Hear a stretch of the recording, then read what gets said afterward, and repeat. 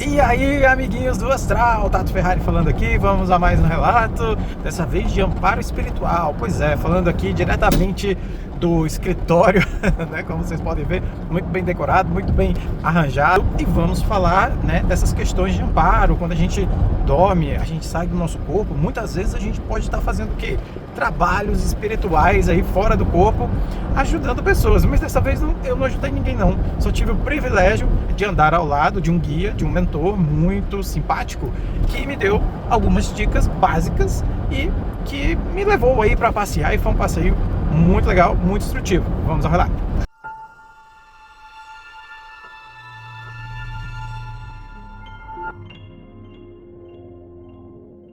Bom, esse relato ele tem a característica interessante, vamos assim dizer, porque ele veio em blocos, né? Quando eu acordei, eu lembrava imediatamente de algumas partes, mas outras partes de quando eu estava fora do corpo vieram após eu acordar, após eu ficar tentando rememorar os fatos e como eles aconteceram e a ordem deles. Então, chegou depois, né? Depois que eu acordei, como é que começa o relato?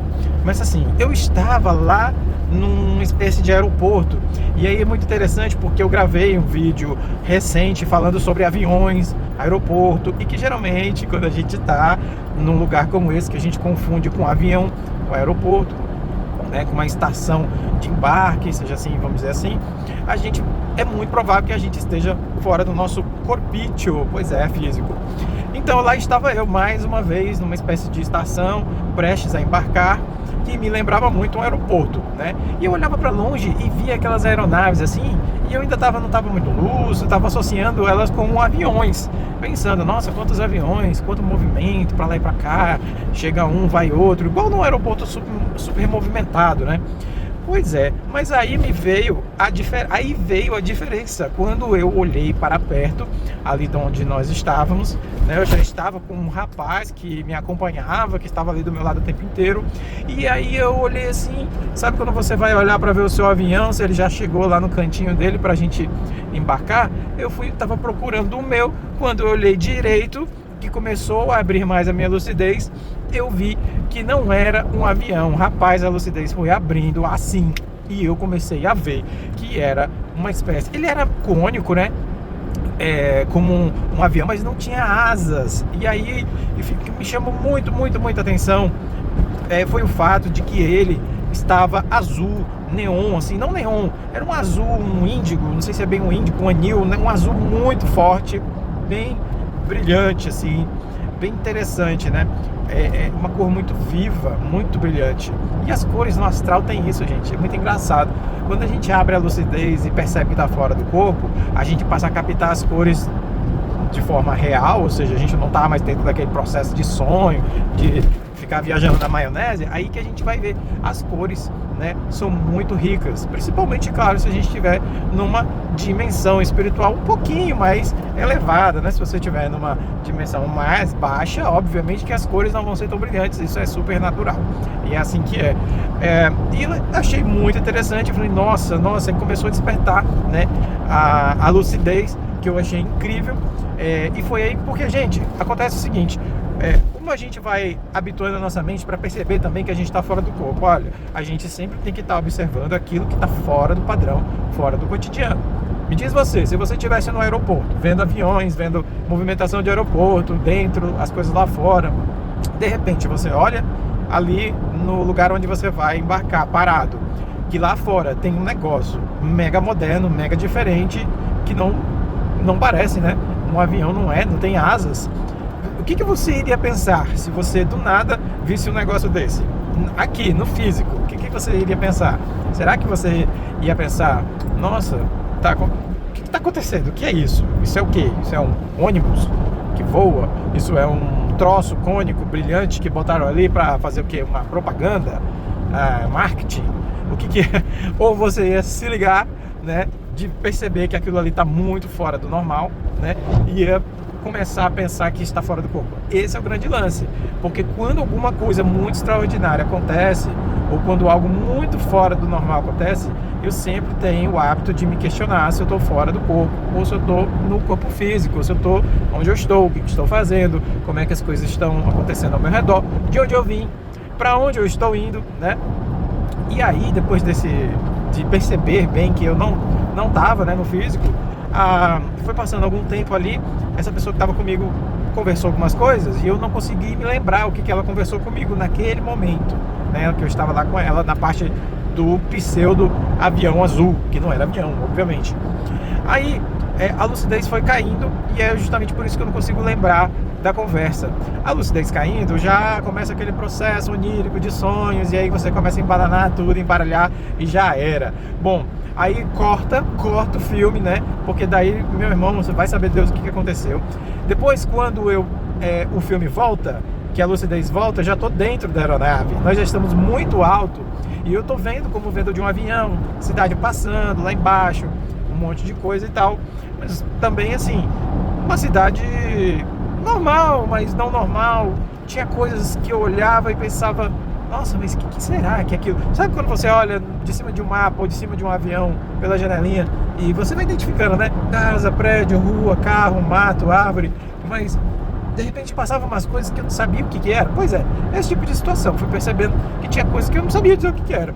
Ou seja, eu estava numa outra dimensão espiritual, né? Eu não sei se era uma dimensão que é diretamente ligada a uma cópia do físico, ou seja, se era uma primeira dimensão energética, né, ou uma primeira dimensão espiritual, astral, que se baseia basicamente, ótimo, que está atrelada ainda ao físico. Então muitas coisas que existem do lado de lá são cópias do lado de cá, com algumas alterações. Eu não, enfim, estou só conjecturando, na hora eu nem pensei nisso também. E depois o filme corta. Não me lembro mais do que aconteceu, não me lembro de pousando aonde e tal. Quando o filme retorna, que eu volto a ficar lúcido, eu já estou numa praia, pisando na beira-mar. E ao meu lado está o rapaz que estava lá no início, né? Lá do aeroporto. Por isso que eu sei que não são projeções astrais diferentes, de momentos diferentes, que existe uma continuidade. Só que essa continuidade de projeção foi cortada diversas vezes por falta de capacidade desse cidadão aqui de manter o diacho da lucidez. Pois é, que é muito difícil de manter, né? Então aí volta e nós estamos lá e nós vamos caminhando. No que nós vamos caminhando na beira-mar, muito legal de sentir a areia no meu pé. Então eu lembro de pensar também assim, nossa, eu tô descalço, e onde é que tá meu chinelo? Onde é que tá, por que eu tô descalço aqui e tal, e enfim. Mas foi só um rápido pensamento. Depois a gente vai andando e ele vai conversando coisas. A parte que eu me lembro que ele conversou comigo chega agora, porque as outras partes eu não lembro das conversas, mas sei que ele me passou instruções, muitas coisas legais, né? E aí quando a gente sai da beira-mar e vai indo pro lugar assim que tinha um muro, né, alto e bem compridão.